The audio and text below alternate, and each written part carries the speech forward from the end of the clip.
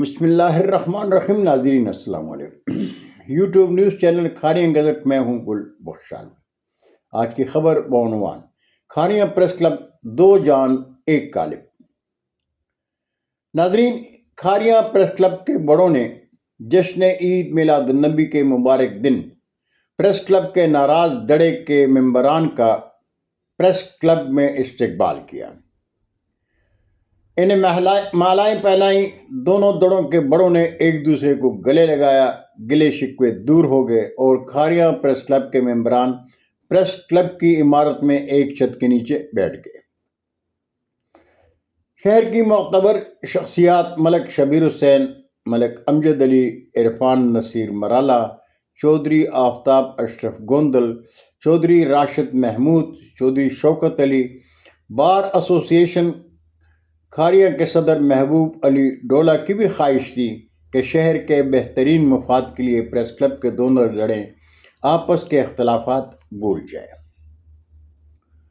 چودھری نصر اللہ advocate, کلیم اللہ گیلانی، آفتاب نظر، حافظ ادیب مشتاق، تنویر نقوی، اعجاز مرزا، جبکہ کیمپ آفس میں چودھری محمد انور چوہان، احسان الحق اور محمد سلیم بٹ نے باہمی رابطوں اور مشاورت میں دونوں گروپوں کو ایک ساتھ بٹھانے میں اہم کردار ادا کیا. لیکن عجلت میں کیے گئے فیصلے میں کیمپ آفس کے تحفظات کو نظر انداز کیا گیا. ایسا کیوں کیے گا، اس پر گروپ میں باہمی مشاورت ہوگی اور آئندہ مشترکہ اجلاس میں اپنے تحفظات کا اظہار کیا جائے گا.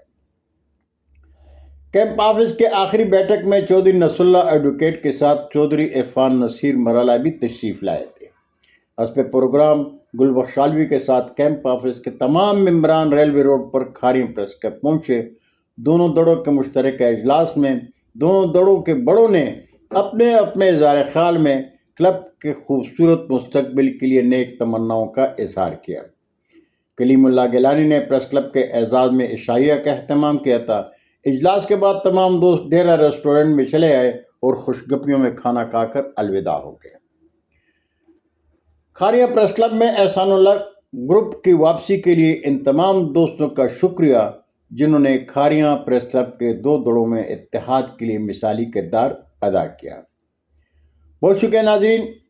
زندگی نے ساتھ دیا تو اگلی نشست میں پھر ملاقات ہوگی. تب تک کے لیے اجازت چاہوں گا. جاتے جاتے درخواست ضرور کروں گا کہ میرے چینل کو سبسکرائب کریں، دوستوں کے ساتھ شیئر کریں اور چینل کی گھنٹی ضرور بجائیں. اللہ ہم سب کے پاکستان کا حامی و ناصر ہو. پاکستان زندہ باد.